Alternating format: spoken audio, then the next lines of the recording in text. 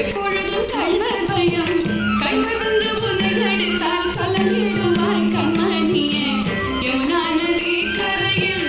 எப்பொழுதும் கள்வர் பயம் கண்ணர் வந்து உன்னை அடித்தால் கலங்கிடுவாய் கண்மணியே மாடு மேய்க்கும் கண்ணேறி போக வேண்டாம் சொன்னேன்